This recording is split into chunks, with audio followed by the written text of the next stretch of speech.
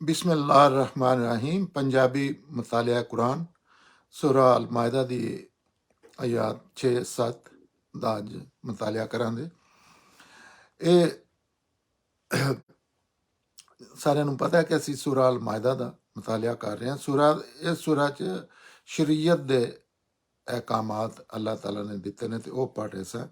ਸ਼ਰੀਅਤ ਦੇ ਅਸੂਲੀ ਹੁਕਮਾਂ ਤੋਂ ਬਾਅਦ ਉਹਦੇ ਤੇ ਹੋਣ ਵਾਲੇ ਸਵਾਲਾਂ ਦੇ ਜਵਾਬ ਅੱਲਾਹ ਤਾਲਾ ਨੇ ਦਿੱਤੇ। ਜਿਸ ਤਰ੍ਹਾਂ ਇਸ ਤੋਂ ਪਹਿਲੀ ਸੂਰਾ ਜਿਹੜੀ ਨਿਸਾ ਹੈ ਉਹਦੇ ਵਿੱਚ ਵੀ ਆਖਰ 'ਚ 4 ਸਵਾਲਾਂ ਦੇ ਜਵਾਬ ਦਿੱਤੇ। ਇਹਦੇ ਤੇ ਸ਼ਾਇਦ 4 ਜਾਂ 5 ਸਵਾਲਾਂ ਦੇ ਇਹਦੇ ਤੇ ਇਸ ਸੂਰਾ ਵਿੱਚ ਵੀ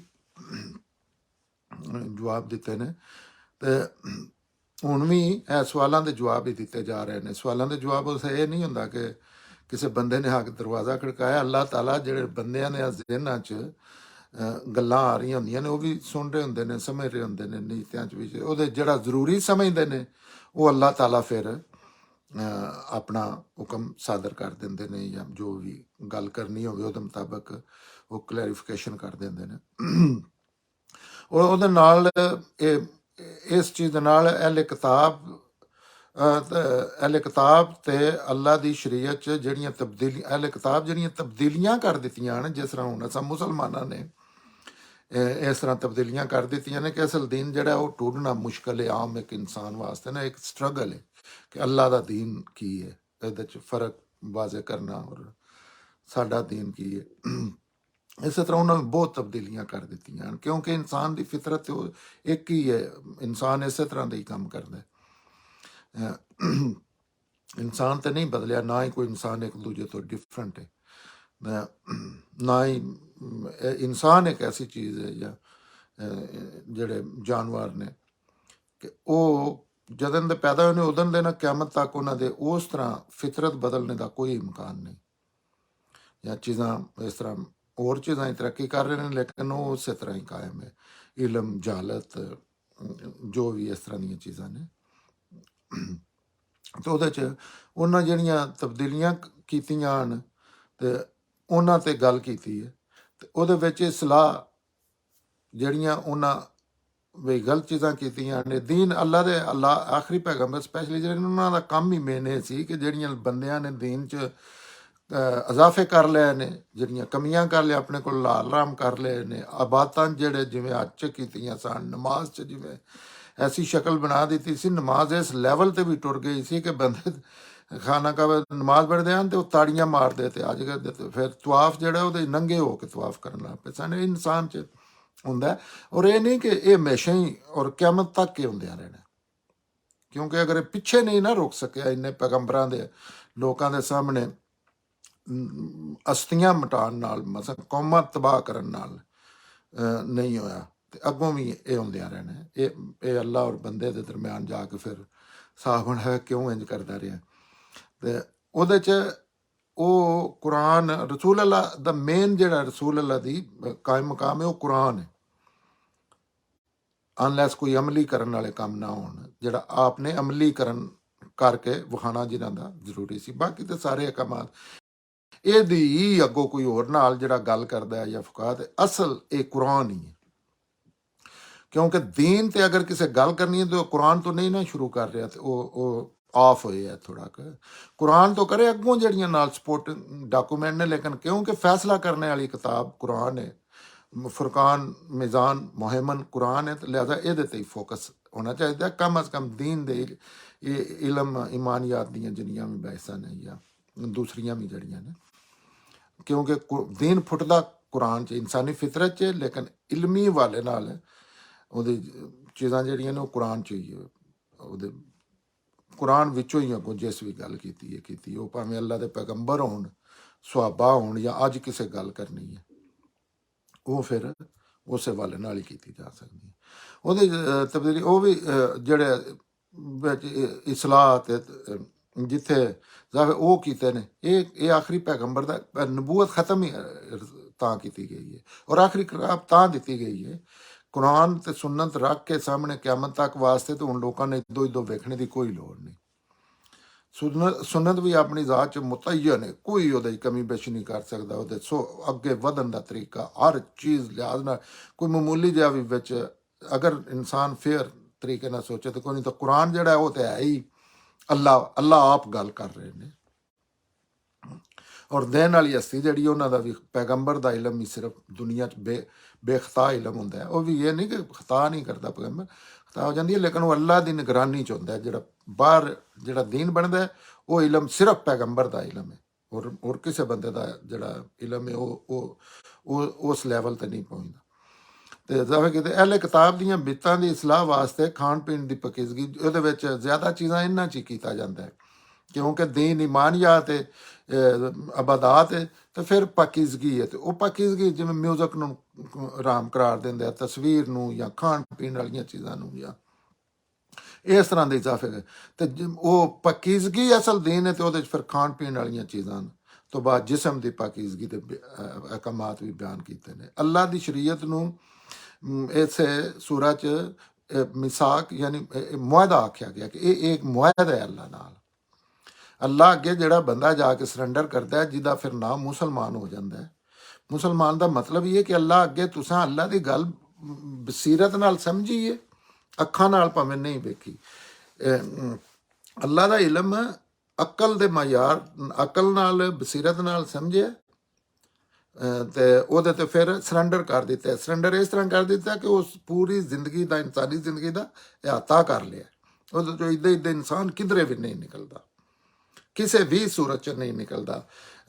ਭਾਵੇਂ ਉਹਨੂੰ ਦੁਨੀਆ ਦਾ ਆਖਰੀ ਦਰਜੇ 'ਚ ਫਾਇਦਾ ਹੋ ਜਾਏ ਜਾਂ ਦੁਨੀਆ ਦਾ ਆਖਰੀ ਦਰਜੇ 'ਚ ਨੁਕਸਾਨ ਹੋ ਜਾਏ, ਉਹ ਫਿਰ ਅੱਲਾ ਨਾਲ ਹੀ ਉਹਦਾ ਤਲਕ ਬਣਦਾ ਹੈ। ਤੋ ਅੱਲਾ ਦੀ, ਕਿਉਂਕਿ ਉਹ ਦੋ ਜ਼ਿੰਦਗੀਆਂ ਰਲਾ ਕੇ ਵੇਖ ਰਿਹਾ ਹੁੰਦਾ। ਸ਼ੌਰੀ ਸਤਹ ਤੇ ਅੱਲਾਹ ਤਾਲਾ ਨੂੰ ਜੈਸੇ ਮੰਨਣਾ ਤੇ ਉਹਦੇ ਅੱਗੇ ਸਰੈਂਡਰ ਕਰਨੇ, ਤਾਂ ਫਿਰ ਇਸ ਜ਼ਿੰਦਗੀ ਨੂੰ ਘੱਟ ਵੇਖੀਦਾ। ਆਖਰਤ ਵਾਲੀ ਜ਼ਿੰਦਗੀ ਜਿਹੜੀ ਅਸਲ ਜ਼ਿੰਦਗੀ ਹੈ, ਜਾਂ ਮਾਂ ਦੇ ਪੇਟ 'ਚ ਜਿਹੜੀ ਜ਼ਿੰਦਗੀ ਹੈ, ਉਹਨੂੰ ਨਹੀਂ ਐਡਾ ਤਫਸੀਲ ਨਾਲ ਵੇਖੀਦਾ ਜਿੰਨਾ ਅੱਗੇ ਮਾਮਲਾਤ ਜਿਹੜੇ ਪੇਸ਼ ਆਉਣੇ ਨੇ ਉਸ ਹਵਾਲੇ ਨਾਲ। ਔਰ ਦੀਨ ਦਾ ਮੌਜੂ ਵੀ ਉਹੀ ਹੈ, ਔਰ ਕੁਰਾਨ ਦਾ ਤੇ ਖਾਸ ਕਰ ਮੌਜੂ ਹੀ ਮੌਤ ਤੋਂ ਬਾਅਦ ਆਉਣ ਵਾਲੀਆਂ ਚੀਜ਼ਾਂ ਨੇ, ਜਿਹੜਾ ਆਉਂਦਾ ਉੱਥੇ ਅਸਾਂ ਪੇਸ਼ ਹੋਣਾ, ਸਾਡੇ ਕੋਲ ਪੁੱਛਿਆ ਜਾਣਾ। ਤਾਂ ਉਹਦੇ 'ਚ ਅੱਲਾਹ ਤਾਲਾ ਨਾਲ ਉਹ ਇੱਕ ਵਾਅਦਾ ਕਰਦੇ ਨੇ। ਅੱਲਾਹ ਤਾਲਾ ਇਨਸਾਨ ਨੂੰ ਪੈਦਾ ਵੀ ਵਾਅਦਾ ਕਰਕੇ ਕੀਤਾ। ਫਿਰ ਬਨੀ ਇਸਰਾਈਲ ਨਾਲ ਜਿਹੜੇ ਨੇ ਉਹ ਵੀ ਵਾਅਦਾ ਸੀ। ਫਿਰ ਹੁਣ ਸੈਯਦਨਾ ਮੁਹੰਮਦ ਦੇ ਜਿਹੜੇ ਅੱਗੋਂ ਵੀ ਮੁਸਲਮਾਨ ਆਪ, ਮਤਲਬ ਸਾਰੇ ਹੀ ਮੁਸਲਮਾਨ ਨੇ, ਲੇਕਿਨ ਇਹ ਵੀ ਇੱਕ ਮੁਆਹਦੇ ਦੇ ਤਹਿਤ ਆਏ ਨੇ। ਇਹ ਅੱਲਾਹ ਤਾਲਾ ਕਿਸੇ ਨੂੰ ਫੋਰਸ ਨਹੀਂ ਕੀਤਾ। ਕਿਸੇ ਬੰਦੇ ਨੂੰ ਦੀਨ 'ਚ ਫੋਰਸ ਹੈ ਹੀ ਕੋਈ ਨਾ, ਹਰ ਬੰਦੇ ਦੀ ਮਰਜ਼ੀ ਹੈ। ਅੱਜ ਦਿਲ ਤੇ ਮੁਸਲਮਾਨ ਰਵੇ, ਦਿਲ ਤੇ ਵੱਡੇ ਵੇਲੇ ਛੱਡ ਜਾਏ ਇਸਲਾਮ ਨੂੰ ਕੋਈ ਮਸਲਾ ਨਹੀਂ, ਨਾ ਅੱਲਾ ਨੂੰ ਨਾ ਪੈਗੰਬਰ ਨੂੰ।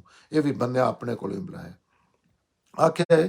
ਔਰ ਉਹਦੀ ਪਾਬੰਦੀ ਦਾ ਵਾਅਦਾ ਵੀ ਇਹ ਅੱਲਾ ਨੇ ਵਾਅਦਾ ਕੀਤਾ ਹੈ ਵੀ ਜੈਸੇ ਤੁਸੀਂ ਮੇਰੀ ਫੌਜ 'ਚ ਭਰਤੀ ਹੋ ਗਏ ਹੋ, ਤੇ ਹੁਣ ਤੁਹਾਡੇ ਤੇ ਫੌਜੀ ਐਕਟ ਨਾਫਜ਼ ਹੋਵੇ ਕਰੇਗਾ। ਹੁਣ ਅਗਰ ਤੁਸੀਂ ਗੁਨਾਹ ਕਰੋ ਤੇ ਹੱਥ ਕੱਟੇ ਜਾਣਦੇ। ਹੁਣ ਅਗਰ ਤੁਸੀਂ ਬਗੈਰ ਪੁੱਛੋ ਛੁੱਟੀ ਤੇ ਜਾਓਗੇ ਤੇ ਤੁਹਾਨੂੰ ਜੇਲ੍ਹ ਦੀ ਸਜ਼ਾ ਹੋਵੇਗੀ। ਹੁਣ ਤੁਸੀਂ ਇਹ ਖਾਸ ਕਿਸਮ ਦੀਆਂ ਚੀਜ਼ਾਂ ਕਰਨੀਆਂ ਨੇ, ਕਿਉਂਕਿ ਨਿਕਲ ਜਾਓ, ਵੱਡੇ ਰਿਜ਼ਾਈਨ ਕਰੋ ਲੀਗਲ ਤਰੀਕੇ ਨਾਲ, ਕੋਈ ਮਸਲਾ ਨਹੀਂ। ਅੱਲਾ ਨੂੰ ਜਾ ਕੇ ਕਰੋ ਬੁੱਤਾਂ ਦੀ ਪੂਜਾ, ਜੋ ਮਰਜ਼ੀ ਹੈ। ਲੇਕਿਨ ਮੇਰੇ ਨਾਂ ਤੇ ਮੇਰੀ ਫੌਜ 'ਚ ਭਰਤੀ ਹੋ ਗਏ, ਤੇ ਫਿਰ ਮੇਰੇ ਖਿਲਾਫ ਇਹ ਬਗਾਵਤ ਹੈ ਅੱਲਾ ਨਾਲ। ਜੇ ਉਂਝ ਕੋਈ ਬੰਦਾ ਕਰ ਰਿਹਾ ਤਾਂ ਉਹ ਲੈਸ ਬਗਾਵਤ ਹੈ। ਤੇ ਇੱਥੇ ਅੱਲਾਹ ਤਾਲਾ ਦੀ ਆਇਤ 6 ਸ਼ੁਰੂ ਹੋ ਰਹੀ ਹੈ। ਇਹਦੇ 'ਚ ਇਸ ਮਾਹੌਲ 'ਚ ਈਮਾਨ ਵਾਲਿਓ, ਜਦੋਂ ਨਮਾਜ਼ ਵਾਸਤੇ ਉੱਠੋ ਤੇ ਆਪਣਾ ਮੂੰਹ ਔਰ ਹੱਥ ਕੋਹਨੀਆਂ ਤੱਕ ਧੋ ਲਓ, ਔਰ ਆਪਣੇ ਸਿਰਾਂ ਦਾ ਮਸਾ ਕਰੋ, ਔਰ ਗਿੱਟਿਆਂ ਤੱਕ ਪੈਰ ਧੋ ਲਓ। ਔਰ ਜੇ ਜਨਾਬਤ ਦੀ ਹਾਲਤ ਹੈ ਤੇ ਨਹਾ ਕੇ ਪਾਕ ਹੋ ਜਾਓ। ਔਰ ਅਗਰ ਤੁਸੀਂ ਬਿਮਾਰ ਹੋ ਜਾਂ ਸਫ਼ਰ ਵਿੱਚ ਹੋ, ਤੇ ਤੁਹਾਡੇ 'ਚ ਕੋਈ ਹਾਜਤ ਤੋਂ ਫਾਰਗ ਹੋ ਕੇ ਆਇਆ ਹੋਵੇ ਜਾਂ ਔਰਤਾਂ ਨਾਲ ਮਿਲ ਕੇ ਆਇਆ ਹੋਵੇ, ਔਰ ਤੁਹਾਨੂੰ ਪਾਣੀ ਨਾ ਲੱਭੇ, ਤੇ ਕੋਈ ਪਾਕ ਜਗ੍ਹਾ ਵੇਖੋ ਔਰ ਉਸ ਤੋਂ ਆਪਣੇ ਚਿਹਰੇ ਤੇ ਹੱਥਾਂ ਦਾ ਮਸਾ ਕਰ ਲਵੋ। ਅੱਲਾ ਤੁਹਾਨੂੰ ਕਿਸੇ ਤੰਗੀ 'ਚ ਨਹੀਂ ਪਾਉਣਾ ਚਾਹੁੰਦਾ, ਪਰ ਇਹ ਜ਼ਰੂਰ ਚਾਹੁੰਦਾ ਹੈ ਕਿ ਤੁਸੀਂ ਪਾਕ ਹੋ ਜਾਓ, ਔਰ ਚਾਹੁੰਦਾ ਹੈ ਕਿ ਉਹ ਤੁਹਾਡੇ ਤੇ ਆਪਣੀ ਨਿਮਤ ਮੁਕੰਮਲ ਕਰ ਦੇਵੇ ਤਾਂ ਕਿ ਤੁਸੀਂ ਉਹਦੇ ਸ਼ੁਕਰਗੁਜ਼ਾਰ ਹੋਵੋ। ਇਹ ਹੁਣ 6 ਸੂਰਾ 'ਚ ਅੱਲਾਹ ਤਾਲਾ ਬੜੀ ਸਾਦਾ ਜੀ ਗੱਲ ਹੈ। ਇਹ ਨੰਬਰ 1 ਤੇ ਇਹ ਨਹੀਂ ਕਿ ਦੀਨ ਸਾਰਾ ਸੈਯਦਨਾ ਆਦਮ अलैहिस्सलाम ਤੋਂ ਇਹ ਹੀ ਦੀਨ ਹੈ, ਅਨਲੈਸ ਕੋਈ ਅੱਗੋਂ ਤਮੱਦਨ ਜਾਂ ਸਾਇੰਸ ਦੀ ਵਜ੍ਹਾ ਤੋਂ ਜਾਂ ਸਫਰਾਂ 'ਚ ਤਬਦੀਲੀ ਆਈ, ਤਾਂ ਉਸ ਵਾਲੇ ਨਾਲ ਕੋਈ ਤਬਦੀਲੀ ਨਾ ਆ ਜਾਏ। ਅਸਲਨ ਦੀਨ ਉਹ ਹੀ ਹੈ।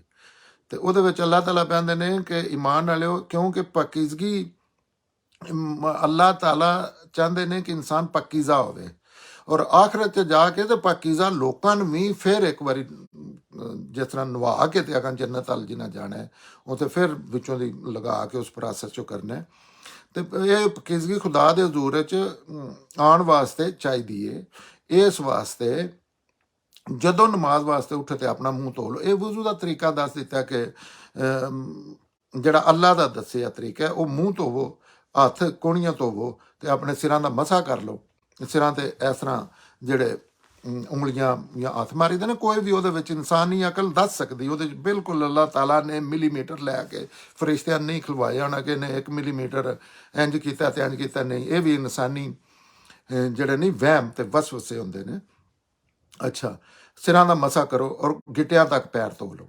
ਇਹ ਅੱਲਾ ਨੇ ਅਸੂਲ 'ਚ ਇੱਕ ਚੀਜ਼ ਦੱਸ ਦਿੱਤੀ ਹੈ ਕਿ ਆਮ ਹਾਲਾਤ 'ਚ ਬੰਦਾ ਜਿਹੜਾ ਹੈ ਉਹ ਜਾਪ ਤੇ ਜਾਂ ਜ਼ਿੰਦਗੀ ਦੇ ਜਿਹੜੇ ਵੀ ਮਾਮਲਾਤ ਕਰ ਰਿਹਾ ਹੈ, ਉਹਦੇ 'ਚ ਨਾ ਤੇ ਹਰ ਜਾ ਸ਼ਾਵਰ ਹੁੰਦਾ, ਤੇ ਇਹ ਪਾਕੀਜ਼ਗੀ ਤੁਸੀਂ ਕਰ ਸਕਦੇ ਹੋ। ਹੱਥ ਧੋ ਲਵੋ ਕੋਣੀਆਂ ਤੱਕ, ਅੱਛਾ, ਮੂੰਹ ਧੋਵੋ, ਸਿਰ ਤੇ ਲਾਮਤੀ ਇਜ਼ਹਾਰ ਕਰ ਲਓ, ਹੱਥ ਅੱਗੇ ਹੀ ਗਿੱਲੇ ਨੇ ਉਹ ਮਾਰ ਲਵੋ ਵਾਲਾਂ 'ਚ, ਔਰ ਉਸ ਤੋਂ ਬਾਅਦ ਪੈਰ ਜਿਹੜੇ ਨੇ ਉਹ ਧੋ ਲਵੋ। ਤੇ ਤੁਸੀਂ ਪੱਕੇ ਅਮੂਮਨ ਦੂਸਰਾ ਜਿਸਮ ਦਾ ਹਿੱਸਾ ਜਿਹੜਾ ਉਹ ਲਿਬਾਸ ਨਾਲ ਟੱਕੇ ਹੀ ਹੁੰਦਾ।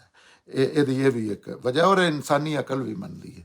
ਇਹਦੀ ਕਰੂਲੀ ਕਰ ਲੈਣਾ, ਨੱਕ ਦੀ ਸਫਾਈ ਕਰ ਲੈਣਾ, ਇਹ ਵੀ ਨਾਲ ਹੋ ਹੀ ਜਾਂਦਾ। ਲੇਕਿਨ ਅੱਲਾ ਦੇ ਇਹ ਕੰਮਾਤ ਨੇ। ਜ਼ਾਹਿਰ ਇਨਸਾਨ ਜੈਸੇ ਇਹ ਚੀਜ਼ਾਂ ਕਰਦੇ ਤਾਂ ਕੋਈ ਫਰਕ ਨਹੀਂ ਪੈਂਦਾ, ਮੁਕੰਮਲ ਹੀ ਹੋਰ ਜ਼ਿਆਦਾ ਕਰ ਲਵੇ। ਅੱਛਾ, ਔਰ ਜੇ ਗੁਸਲੇ ਜਨਾਬਤ ਦੀ ਹਾਲਤ 'ਚੋਂ ਤੇ ਨਹਾ ਕੇ ਪਾਕ ਹੋ ਜਾਓ। ਗੁਸਲੇ ਜਨਾਬਤ ਦਾ ਇੱਕ ਲਹਿਦਾ ਹੁਕਮ ਹੈ, ਕਿਉਂਕਿ ਐਕਸਟਰਾ ਗੰਦਗੀ ਹੋ ਜਾਂਦੀ ਹੈ, ਔਰ ਫਿਰ ਉਹਦੇ ਵਾਸਤੇ ਐਕਸਟਰਾ ਚਾਹੀਦਾ। ਉਹ ਵਜ਼ੂ ਨਹੀਂ ਕੰਮ ਦਿੰਦਾ, ਤੇ ਉਹਦੇ ਵਾਸਤੇ ਆਖਿਆ ਗੁਸਲੇ ਜਨਾਬਤ ਲੈ ਲਵੋ। ਗੁਸਲੇ ਜਨਾਬਤ ਜਿਹੜਾ ਉਹ ਰਸੂਲ ਅੱਲਾ ਦਾ ਦੱਸਿਆ ਤਰੀਕਾ ਹੈ, ਜਿਹਦੇ 'ਚ ਉਹ ਆਪਣਾ ਪਹਿਲਾਂ ਹੱਥ ਸਾਫ਼ ਕਰਨੇ ਨੇ, ਫਿਰ ਉਹ ਜਗ੍ਹਾ ਜਿਹੜੀ ਉਹ ਮਖਸੂਸ ਅਜ਼ਾ ਜਿਹੜੇ ਨੇ ਉਹਨੂੰ ਕਲੀਨ ਕਰਨਾ ਹੈ, ਫਿਰ ਹੱਥ ਕਰਕੇ ਤੇ ਵਜ਼ੂ ਕਰਨਾ ਹੈ, ਉਹਦੇ ਤੋਂ ਬਾਅਦ ਫਿਰ ਸ਼ਾਵਰ ਲੈਣਾ ਹੈ।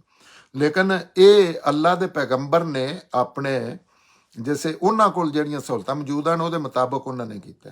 ਹੁਣ ਜਦੀਦ ਸ਼ਾਵਰ ਆ ਗਏ ਨੇ, ਇਹ ਸਫਾਈ ਮਤਲੂਬ ਹੈ, ਉਹਦੇ ਨਾਲ ਵਜ਼ੂ ਕਰਨਾ ਮਤਲੂਬ ਹੈ। ਉਹਦੇ 'ਚ ਹੋ ਸਕਦਾ ਤੁਸੀਂ ਥੋੜਾ ਮੁਖਤਲਿਫ ਤਰੀਕਾ ਵੀ ਹੋ ਸਕਦਾ। ਇਹ ਵੀ ਅੱਲਾਹ ਤਾਲਾ ਨੇ ਇਨਸਾਨੀ ਅਕਲ ਨੂੰ ਮੁਖਾਤਬ ਕੀਤਾ, ਔਰ ਪੈਗੰਬਰ ਦਾ ਤਰੀਕਾ ਜਿਹੜਾ ਹੁੰਦਾ ਹੈ ਉਹ ਸਭ ਤੋਂ ਅੱਛਾ ਤਰੀਕਾ ਹੁੰਦਾ ਹੈ। ਲੇਕਿਨ ਪੈਗੰਬਰ ਕੋਲ ਵੀ ਉਸ ਵੇਲੇ ਉਹ ਸ਼ਾਵਰ ਹੁੰਦਾ ਜਿਹਦੇ 4 ਸ਼ਾਵਰ ਹੈਡ ਲੱਗੇ ਹੁੰਦੇ ਨੇ, ਤੇ ਉਹ ਸ਼ਾਇਦ ਡਿਫਰੈਂਟ ਤਰੀਕੇ ਨਾਲ ਥੋੜਾ ਬਹੁਤਾ ਸਫਾਈ ਜਿਸਮ ਦੀ ਕਰਦੇ ਜਾਂ ਲੇਕਿਨ ਇਹ ਸਫਾਈ ਮਤਲੂਬ ਹੈ। ਅਸਲ ਇਹਦੇ ਪਿੱਛੇ ਹਕਮਤ ਹੈ ਕਿ ਸਫਾਈ ਹੈ।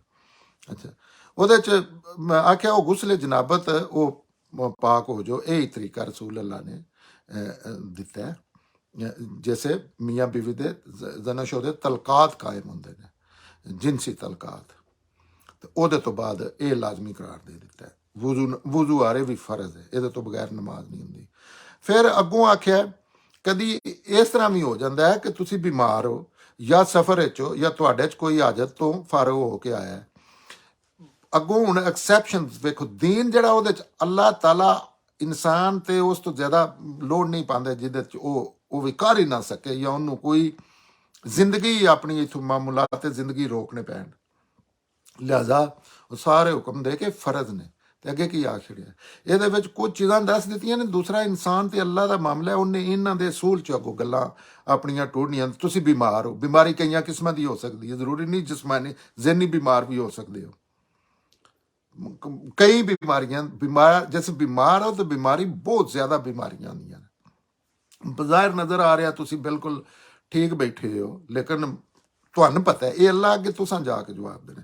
ਬਿਮਾਰ ਹੋ, ਸਫ਼ਰ ਵਿੱਚ ਹੋ, ਹੁਣ ਮੁਸ਼ਕਲ ਚੀਜ਼ਾਂ ਜਿਹਦੇ 'ਚ ਹੁੰਦੀਆਂ ਨੇ ਉਹ ਦੱਸ ਦਿੱਤੀਆਂ ਨੇ। ਇਹਦੇ ਨਾਲ ਹੋਰ ਵੀ ਹੁਣ ਸਫ਼ਰ ਦੀ ਜਗ੍ਹਾ ਤੇ ਸਫ਼ਰ ਵਿੱਚ ਉਸੇ ਸਫ਼ਰ ਮੁਸ਼ਕਲ ਹਨ, ਲੇਕਿਨ ਹੁਣ ਹੋ ਸਕਦਾ ਤੁਹਾਡੇ ਪੇਪਰ ਹੋ ਰਹੇ ਨੇ ਕੱਲ ਜਾਂ ਉਸ ਟਾਈਮ ਪੇਪਰ ਹੋ ਰਹੇ ਨੇ, ਤਾਂ ਤੁਸੀਂ ਉਹ ਅੱਲਾ ਤਾਲਾ ਜਿਹੜੇ ਨੇ ਉਹ ਜਿਹੜੇ ਸਹੂਲਤਾਂ ਦਿੰਦੇ ਨੇ ਅਸੂਲ 'ਚ, ਉਹ ਅੱਗੋਂ ਆਪ ਵੀ ਐਪਲੀਕੇਸ਼ਨ ਇਨਸਾਨ ਕਰਦਾ। ਕਿਉਂਕਿ ਅੱਲਾ ਨਾਲ ਜਿਹੜੇ ਅੱਲਾ ਦੇ ਲੋਕ ਅੱਲਾ ਨੂੰ ਸ਼ੌਰੀ ਸਦਾ ਮੰਨਦੇ ਨੇ, ਉਹ ਅੱਲਾ ਨਾਲ ਫਰਾਡ ਨਹੀਂ ਕਰਦੇ। ਹਾਂ, ਲੇਕਿਨ ਫੈਸਲਾ ਇਹ ਉਹਨਾਂ ਦਾ ਤੇ ਅੱਲਾ ਦਾ ਪੈਗੰਬਰ ਦੇ ਅਹਿਕਾਮਾਤ ਦੀ ਰੋਸ਼ਨੀ 'ਚ ਦੱਸੇ ਤਰੀਕਿਆਂ 'ਚ ਇਹਦੇ ਵਿੱਚ ਹੋਰ ਵੀ ਐਪਲੀਕੇਸ਼ਨ ਹੋ ਸਕਦੀ ਹੈ। ਜਿਸ ਤਰ੍ਹਾਂ ਰੋਜ਼ੇ ਉਸੇ ਸਫ਼ਰ ਮੁਸ਼ਕਲ ਸੀ ਜਾਂ ਬਿਮਾਰੀ ਮੁਸ਼ਕਲ ਸੀ, ਤੇ ਬਾਅਦ 'ਚ ਹੁਣ ਹੋਰ ਬੜੀਆਂ ਚੀਜ਼ਾਂ ਮੁਸ਼ਕਲ ਨੇ। ਕੰਮ ਦੀ ਨੋਈਅਤ ਤੁਹਾਡੀ ਐਸੀ ਹੁੰਦੀ ਹੈ ਕਿ ਤੁਹਾਨੂੰ ਹਾਰਡ ਵਰਕ ਪੂਰਾ ਦਿਨ ਤੁਹਾਨੂੰ ਕਣਕ ਵੜਨੀ ਪੈਣੀ ਹੈ ਜਾਂ ਫੈਕਟਰੀ 'ਚ ਕੰਮ ਕਰਦੇ ਹੋ, ਤਾਂ ਅੱਲਾਹ ਤਾਲਾ ਨੇ ਆਖਿਆ ਅਗਲੇ ਮਹੀਨੇ ਰੱਖ ਲਵਿਓ ਜਾਂ ਥੋੜ੍ਹੇ ਥੋੜ੍ਹੇ ਕਰਕੇ ਗਿਣਤੀ ਪੂਰੀ ਕਰਨੀ। ਅੱਛਾ, ਇਹ ਉਹ ਚੰਦ ਚੀਜ਼ਾਂ ਅੱਲਾਹ ਦੱਸਦੇ ਨੇ, ਤੇ ਹੋਰ ਵੀ ਚੀਜ਼ਾਂ ਸ਼ਾਮਿਲ ਤੁਹਾਡੇ ਵਿੱਚੋਂ। ਜੇ ਅੱਲਾਹ ਤਾਲਾ ਫਿਰ ਇਹ ਵੀ ਆਖਿਆ ਕਿ ਜਿਹੜਾ ਪੁਰਾਣਾ ਦੌਰ ਸੀ ਕਿ ਬਾਹਰ ਜਾਂਦੇ ਹਨ ਬੰਦੇ ਰਫਾਜਤ ਵਾਸਤੇ, ਪਿਸ਼ਾਬ ਕਰਨ ਵਾਸਤੇ, ਤੇ ਉਹਦੇ ਤੇ ਵੀ ਵਾਪਸ ਹੋ ਕੇ ਆਵੋ ਨਾ, ਉਹ ਵੀ ਪ੍ਰੋਸੈਸ ਕਰੋ। ਇਹ ਤਿੰਨ ਚੀਜ਼ਾਂ ਹਾਜਤ ਤੋਂ ਫਾਰਗ ਹੋ ਗਏ, ਇਹ ਤਿੰਨ ਦਸੀਆਂ ਨੇ, ਲੇਕਿਨ ਇਹਦੇ ਨਾਲ ਹੋਰ ਵੀ ਬਹੁਤ ਕੁਝ ਪਾਸੀਬਲ ਹੈ। ਉਹ ਵੀ ਇਸ ਕੈਟਾਗਰੀ 'ਚ ਆ ਜਾਂਦੀ। ਅੱਲਾਹ ਤਾਲਾ ਨੂੰ ਬੁੱਕ ਨਹੀਂ ਨਾਲ ਲਿਆਦਾ ਲਿਖਣੀ, ਅਸੂਲ 'ਚ ਕੁਝ ਚੀਜ਼ਾਂ ਦੱਸ ਦਿੱਤੀਆਂ ਨੇ, ਇਹ ਮੁਸ਼ਕਿਲ ਹੈ, ਲੇਕਿਨ ਮੁਸ਼ਕਿਲਾਂ ਹੋਰ ਵੀ ਨੇ। ਅੱਛਾ, ਫਰਕ ਹੋ ਕੇ ਆਓ ਜਾਂ ਔਰਤਾਂ ਨਾਲ ਮਿਲ ਕੇ ਹੋਵੋ, ਤੇ ਫਿਰ ਉਹੀ ਪਹਿਲੇ ਹੀ ਜਿਹੜਾ ਵਜ਼ੂ ਹੈ ਉਹਦੀ ਅੱਗੋਂ ਨਵੀਂ ਇੱਕ ਸ਼ੇਪ ਦੱਸ ਦਿੱਤੀ ਹੈ। ਤੁਹਾਨੂੰ ਆਖਿਆ ਪਾਣੀ ਨਾ ਮਿਲੇ, ਔਰ ਪਾਣੀ ਨਾ ਮਿਲੇ ਤੇ ਕੋਈ ਪਾਕ ਜਗ੍ਹਾ ਵੇਖੋ ਤੇ ਉਸ ਤੇ ਆਪਣੇ ਚਿਹਰੇ ਤੇ ਹੱਥਾਂ ਦਾ ਮਸਾ ਕਰ ਲਵੋ। ਮਸਾ ਵਜ਼ੂ ਹੀ ਹੈ, ਉਹਦਾ ਅਲਾਮਤੀ ਇਜ਼ਹਾਰ ਹੈ। ਜਿਸ ਤਰ੍ਹਾਂ ਮੈਂ ਹੁਣ ਕਈ ਵਾਰੀ ਇਸੇ ਚੀਜ਼ ਦੀ ਕੁਰਾਨ ਦੇ ਵਿੱਚੋਂ ਲੈ ਕੇ, ਤੇ ਮੈਂ ਗੱਡੀ ਚਲਾਉਂਦਿਆਂ ਕਈ ਵਾਰੀ ਨਮਾਜ਼ ਪੜ੍ਹਨਾ ਕਜ਼ਾ ਕਰਨ ਤੋਂ ਬਿਹਤਰ ਸਮੇਂ ਨਾਲ ਪੜ੍ਹ ਲਵਾਂ। ਮੈਂ ਗੱਡੀ ਚਲਾ ਰਿਹਾ ਹੁੰਨਾ, ਗੱਡੀ ਤੋਂ ਫੋਕਸ ਕਰ ਰਿਹਾ ਹੁੰਨਾ ਮੁਕੰਮਲ, ਲੇਕਿਨ ਉੱਥੇ ਮੈਂ ਗੱਡੀ ਦੇ ਸਟੀਅਰਿੰਗ ਤੇ ਇੰਜ ਹੀ ਕਰਨਾ, ਤੇ ਇਹ ਮੇਰਾ ਵਜ਼ੂ ਹੋ ਜਾਂਦਾ ਹੈ। ਇਹ ਸਾਰਾ ਪ੍ਰੋਸੈਸ ਨਾ ਜਿਹੜਾ ਮੈਂ ਕਰਨਾ, ਇਹ ਇਲਾਮਤੀ ਇਜ਼ਹਾਰ ਹੁੰਦਾ ਹੈ ਇਹਦੇ 'ਚ। ਔਰ ਅਸਲ ਜਿਹੜਾ ਵਜ਼ੂ ਉਹਦੇ ਵਿੱਚ ਵੀ ਇਹ ਇਨਸਾਨਾਂ ਦੀਆਂ ਬਣਾਈਆਂ ਚੀਜ਼ਾਂ ਨੇ। ਅੱਲਾਹ ਤਾਲਾ ਕੋਈ ਨਹੀਂ ਇਹ ਪੈ ਵੇਖਦੇ ਕਿ ਇੱਥੇ ਪਾਣੀ ਲੱਗਾ ਹੈ, ਇੱਥੇ ਥੋੜਾ ਕੁ ਰਹਿ ਗਿਆ, ਨਹੀਂ। ਇਹ ਇਨਸਾਨਾਂ ਵਾਸਤੇ ਮੁਸ਼ਕਲ ਇਨਸਾਨ ਬਣਾਉਂਦੇ ਨੇ। ਲਿਹਾਜ਼ਾ ਇਹਨਾਂ ਚੀਜ਼ਾਂ ਦਾ ਵੀ ਆਪਣੇ ਵੱਲੋਂ ਨੇਕ ਨੀਤੀ ਨਾਲ ਤੁਸੀਂ ਕੋਸ਼ਿਸ਼ ਕਰਨੀ ਹੁੰਦੀ। ਮਸਾ ਕਰ ਲਿਆ, ਉਹ ਮਸਾ ਜਿਹੜਾ ਉਹ ਗੁਸਲੇ ਜਨਾਬਤ ਦਾ ਵੀ ਮਸਾ ਹੈ ਕਿ ਉਹਦੇ ਵਿੱਚ ਵੀ ਪਾਣੀ, ਇਹ ਹੋ ਸਕਦਾ ਪਾਣੀ ਹੈ ਕੋਲ। ਇਹਦੀ ਇੱਕ ਮੈਂ ਤਾਂ ਜ਼ਿਆਦਾ ਟਾਈਮ ਦੇ ਰਿਹਾ ਕਿ ਇਹਦੇ 'ਚ ਬੜੀ ਮੁਸ਼ਕਲਾਤ ਪੈਦਾ ਕੀਤੀਆਂ ਨੇ ਮੁਸਲਮਾਨਾਂ ਨੇ, ਲੇਕਿਨ ਅੱਲਾਹ ਦੇ ਹੁਕਮਾਂ ਵਿੱਚ ਅਗਰ ਤੁਸੀਂ ਸਮਝੋਦੇ ਨਾ, ਤੇ ਉਹ ਚੀਜ਼ਾਂ ਇੰਨੀਆਂ ਕੀਜ਼ੀ ਨੇ, ਇੰਨੀਆਂ ਕੀਜ਼ੀ ਨੇ ਕਿ ਗੱਡੀ 'ਚ ਜਾਂਦਿਆਂ, ਟੁਰਦਿਆਂ, ਰੋਟੀ ਖਾਂਦਿਆਂ, ਰੈਸਟੋਰੈਂਟ 'ਚ ਬੈਠਿਆਂ ਇੱਕਦਮ ਕੁਰਸੀ ਦਾ ਮੂੰਹ ਕਰਕੇ ਉਸ ਨਮਾਜ਼ ਪੜ੍ਹ ਲਈਦੀ। ਇਹ ਫੈਸਲਾ ਬੰਦੇ ਨੇ ਕਰਨਾ। ਉਹ ਆਖਿਆ ਉਹ ਮਸਾ ਕਰ ਲਓ। ਮਸਾ ਹੁਣ ਇੰਜ ਜਿਵੇਂ ਛੱਡ ਹੀ ਦਿੱਤਾ, ਵਜ਼ੂ ਖਤਮ ਕਰ ਦਿੱਤਾ। ਹਾਲਾਂਕਿ ਵਜ਼ੂ ਫਰਜ਼ ਹੈ, ਬਜ਼ਾਹਿਰ ਇੰਜ ਲੱਗਦਾ ਕਿ ਵਜ਼ੂ ਛੱਡ ਦਿੱਤਾ ਵੀ। ਔਰ ਉਸ ਮਿੱਟੀ ਸੀ, ਮਿੱਟੀ ਤੇ ਇਹ ਵੀ ਨਹੀਂ ਕਿ ਇਹ ਵੀ ਇੱਕ ਨਾ ਅੱਲਾ ਦੀ ਮੁਖਾਤਬ ਅਕਲ ਹੈ। ਅਕਲ ਦਾ ਇਸਤੇਮਾਲ ਨਾ ਕਰਨੇ ਦੀ ਵਜ੍ਹਾ ਤੋਂ ਬੰਦੇ ਮਿੱਟੀ ਢੂੰਡਣ ਲੱਗ ਪੈਂਦੇ ਨੇ, ਫਿਰ ਉਹਦੇ ਤੇ ਮਿੱਟੀ ਚੰਗੀ ਲਾ ਕੇ ਤੇ ਮੂੰਹ ਇਹਦੇ ਨਾ ਮਲਦੇ ਨੇ ਮਿੱਟੀ। ਵਜ਼ੂ ਦਾ ਅਲਾਮਤੀ ਉਹਦੀ ਯਾਦ ਹੁੰਦੀ ਹੈ ਕਿ ਮੈਂ ਇਹ ਵਜ਼ੂ ਕਰਨਾ, ਮੈਂ ਪਾਕੀਜ਼ਾ। ਅਲਾਮਤੀ ਇਜ਼ਹਾਰ ਹੈ ਕਿਸੇ ਵਜ੍ਹਾ ਤੋਂ। ਇਹਦਾ ਇਹ ਨਹੀਂ ਮਤਲਬ ਕਿ ਮਿੱਟੀ ਮੂੰਹ ਮੂੰਹ ਗੰਦਾ ਕਰਕੇ ਨਮਾਜ਼ ਪੜ੍ਹਨੀ। ਅੱਛਾ, ਚਿਹਰੇ ਤੇ ਹੱਥਾਂ ਨਾਲ ਮਸਾ ਕਰ ਲਓ। ਅੱਲਾਹ ਵੇਖੋ, ਹੁਣ ਅੱਲਾਹ ਤਾਲਾ ਆਪ ਅੱਗੇ ਆਖ ਦਿੱਤਾ ਕਿ ਅੱਲਾਹ ਤੁਹਾਨੂੰ ਕਿਸੇ ਤੰਗੀ ਵਿੱਚ ਨਹੀਂ ਪਾਉਣਾ ਚਾਹੁੰਦਾ। ਅੱਲਾਹ ਦੇ ਜਿੰਨੇ ਵੀ ਦੇਣ ਦੇ ਅਕਾਮਾਤ ਨੇ ਉਹਦੇ 'ਚ ਇਹ ਨਹੀਂ ਕਿ ਤੁਸੀਂ ਕੰਮ ਛੱਡ ਦਿਓ, ਤੁਸੀਂ ਬੱਚਿਆਂ ਦੀ ਟੇਕ ਕੇਅਰ ਨਾ ਕਰੋ, ਤੁਸੀਂ 40 ਦਿਨ ਕਦਾਈਓ ਜਾ ਕੇ ਤੇ ਬੰਦਿਆਂ ਨੂੰ ਮੁਸਲਮਾਨ ਕਰਦੇ ਫਿਰਦੇ ਹੋ, ਜਾਂ ਤੁਸੀਂ ਨਾਤਾ ਪੜ੍ਹਦੇ ਫਿਰਦੇ ਹੋ, ਜਾਂ ਤੁਸੀਂ ਮਹਿਫਲ ਨਹੀਂ। ਅੱਲਾਹ ਤਾਲਾ ਪਿਆਂਦੇ ਨੇ ਕਿ ਆਪਣੀ ਰੂਟੀਨ ਦੀ ਜ਼ਿੰਦਗੀ 'ਚ ਉਹ ਹੀ ਅਕਾਮਾਤ ਤੁਹਾਡੇ ਤੇ ਫਰਜ਼ ਨੇ ਜਿਹਦੇ ਤੁਹਾਨੂੰ ਇੱਕ ਸੈਕਿੰਡ ਵਾਸਤੇ ਵੀ ਕੋਈ ਚੀਜ਼ ਇਸ ਦੁਨੀਆ 'ਚ ਰੋਕਣੀ ਨਹੀਂ ਪੈਂਦੀ। ਤਾਂ ਉਹਦੇ 'ਚ ਅੱਲਾਹ ਤਾਲਾ ਕਿ ਅੱਲਾਹ ਚਾਹੁੰਦਾ ਹੈ ਕਿ ਤੁਹਾਡੇ ਵਾਸਤੇ ਆਸਾਨੀਆਂ ਪੈਦਾ ਕਰੇ ਹਰ ਮਾਮਲੇ 'ਚ, ਲੇਕਿਨ ਬੰਦਾ ਨਹੀਂ ਚਾਹੁੰਦਾ। ਉਹਦਾ ਬਿਜ਼ਨਸ ਹੈ ਇਹਦੇ ਤੇ ਬੇਸ, ਉਹਦੇ ਕੋਲ ਹੋਰ ਕੋਈ ਦੁਨੀਆ ਦੀ ਚੀਜ਼ ਨਹੀਂ ਸਿਵਾਏ ਇਸ ਦੇ ਕਿ ਇੱਕ ਲਿਬਾਸ ਹੈ, ਇੱਕ ਕੁਝ ਕਿੱਸੇ ਨੇ, ਔਰ ਕੁਝ ਅਰਬੀ ਦੇ ਅਲਫਾਜ਼ ਨੇ। ਉਹ ਇੱਕ ਅੱਲਾਹ ਦਾ ਨੁਮਾਇੰਦਾ ਬਣ ਕੇ ਬੈਠੇ ਆ, ਤੇ ਉਹ ਮੁਸ਼ਕਿਲਾਂ ਹੀ ਮੁਸ਼ਕਿਲਾਂ, ਉਹ ਕਿਉਂਕਿ ਉਹਦਾ ਪੈਸਾ ਹੀ ਮੁਸ਼ਕਿਲਾਂ 'ਚ ਬਣਦਾ। ਪਰ ਇਹ ਜ਼ਰੂਰ ਚਾਹੁੰਦਾ ਹੈ ਕਿ ਤੁਸੀਂ ਪਾਕ ਹੋ ਜਾਓ। ਅੱਲਾਹ ਤਾਲਾ ਕਹਿੰਦੇ ਨੇ ਮੇਰਾ ਮਕਸਦ ਇਹ ਨਹੀਂ ਕਿ ਤੁਹਾਨੂੰ ਉਲਟਿਆਂ ਟੰਗਣਾ, ਮੇਰਾ ਮਕਸਦ ਹੈ ਕਿ ਤੁਸੀਂ ਪਾਕ ਹੋ ਜਾਓ। ਔਰ ਪਾਕ ਹੋਣੇ ਦਾ ਕਿਸੇ ਜਾਨਵਰ ਨੂੰ ਵੀ ਉਹਦੇ ਸ਼ੌਰ ਦੇ ਮੁਤਾਬਕ ਪਤਾ ਹੁੰਦਾ। ਕਦੀ ਕੋਈ ਬਿੱਲੀ ਆਪਣੀ ਨੂੰ ਵੇਖੇ, ਸਾਰਾ ਦਿਨ ਉਹ ਆਪਣਾ ਜਿਸਮ ਦੀ ਸਫਾਈ ਕਰਦੀ ਰਹਿੰਦੀ ਹੈ, ਆਪਣੀ ਜੋ ਵੀ ਉਹਦਾ ਤਰੀਕਾ ਹੈ। ਤੇ ਅੱਲਾਹ ਤਾਲਾ ਕਹਿੰਦੇ ਨੇ ਮੇਰਾ ਮਕਸਦ ਇਹ ਨਹੀਂ ਕਿ ਤੁਹਾਡੇ ਵਾਸਤੇ ਆਸਾਨੀਆਂ ਪੈਦਾ ਪੈ ਕਰਨੀਆਂ, ਲੇਕਿਨ ਇਹ ਨਹੀਂ ਮੇਰਾ ਮਕਸਦ ਕਿ ਤੁਸੀਂ ਬਈ ਉਲਟੇ ਲਟਕੇ ਹੋਵੋ। ਤੁਸੀਂ ਗੱਡੀ ਚਲਾਉਂਦਿਆਂ, ਟੁਰਦਿਆਂ, ਕੁਰਾਨ 'ਚ ਆ ਕੇ ਟੁਰਦਿਆਂ ਨਮਾਜ਼ ਪੜ੍ਹ ਲਓ, ਗੱਡੀ ਚਲਾਉਂਦਿਆਂ ਨਮਾਜ਼ ਪੜ੍ਹ ਲਓ, ਸਫ਼ਰ 'ਚ ਪੜ੍ਹ ਲਓ, ਅੱਧੀ ਪੜ੍ਹ ਲਓ।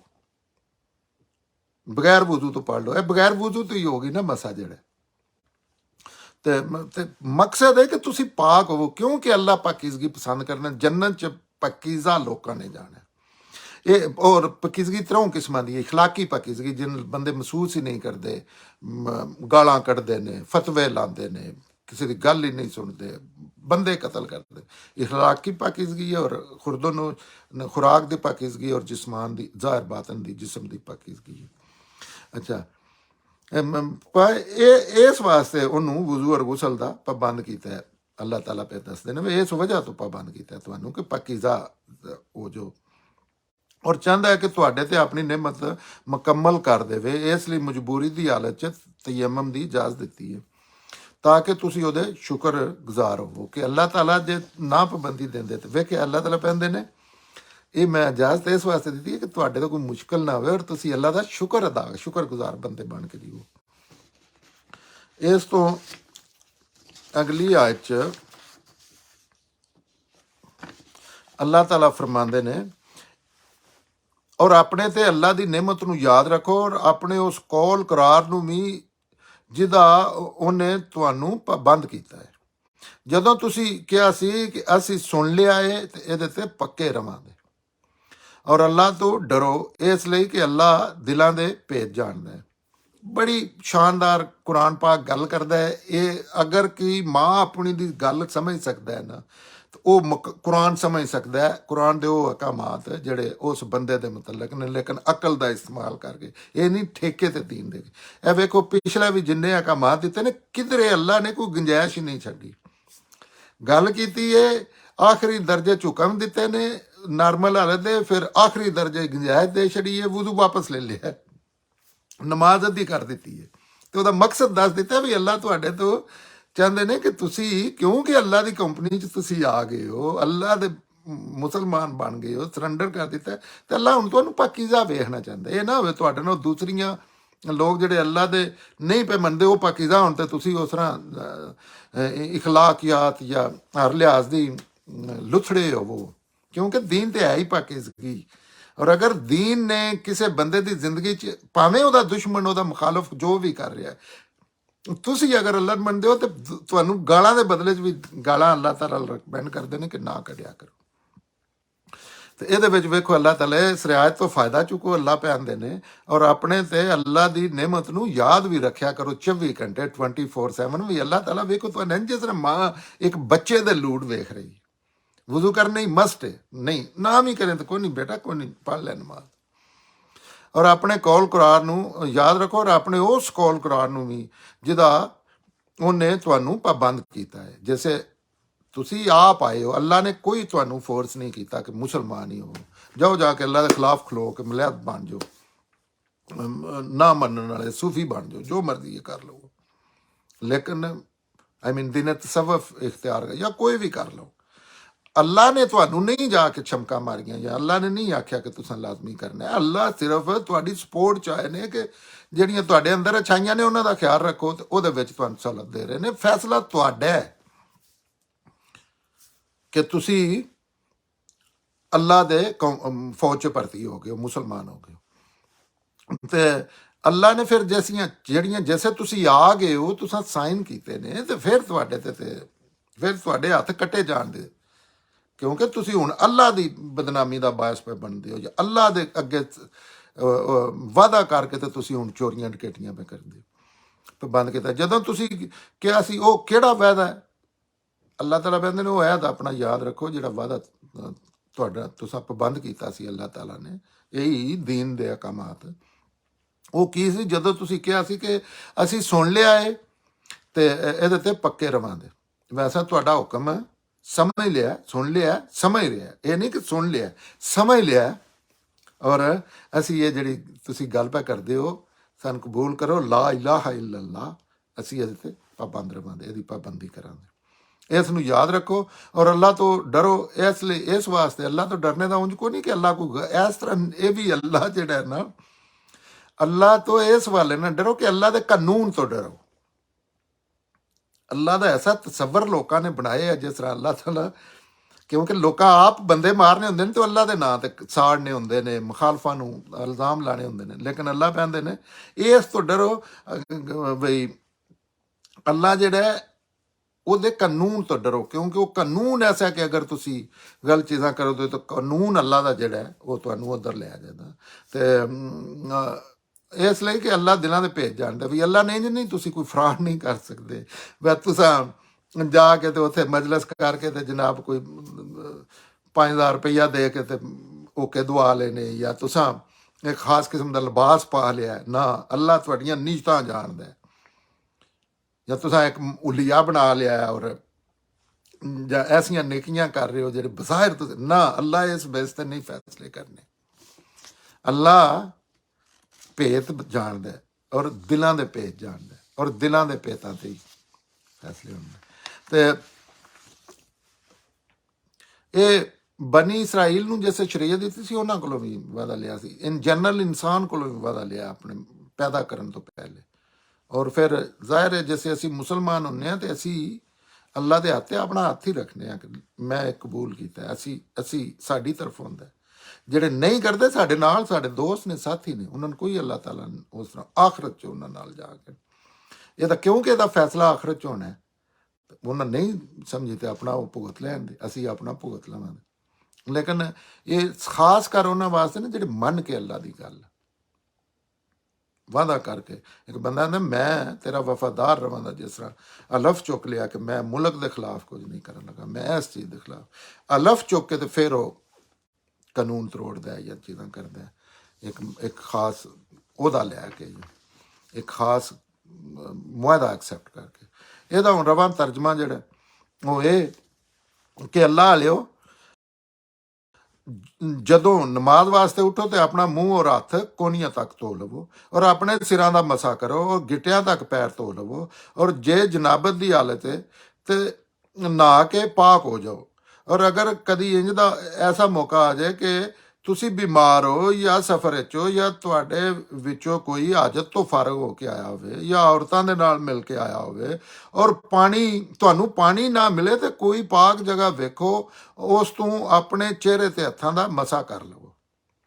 ਅੱਲਾ ਤੁਹਾਨੂੰ ਕਿਸੇ ਤੰਗੀ ਵਿੱਚ ਨਹੀਂ ਪਾਉਣਾ ਚਾਹੁੰਦਾ, ਪਰ ਇਹ ਜ਼ਰੂਰ ਚਾਹੁੰਦਾ ਹੈ ਕਿ ਤੁਸੀਂ ਪਾਕ ਹੋ ਜਾਓ। ਇਸ ਵਾਸਤੇ ਔਰ ਚਾਹੁੰਦਾ ਹੈ ਕਿ ਉਹ ਤੁਹਾਡੇ ਤੇ ਆਪਣੀ ਨਿਮਤ ਮੁਕੰਮਲ ਕਰ ਦੇਵੇ ਤਾਂ ਕਿ ਤੁਸੀਂ ਉਹਦੇ ਸ਼ੁਕਰਗੁਜ਼ਾਰ ਹੋਵੋ।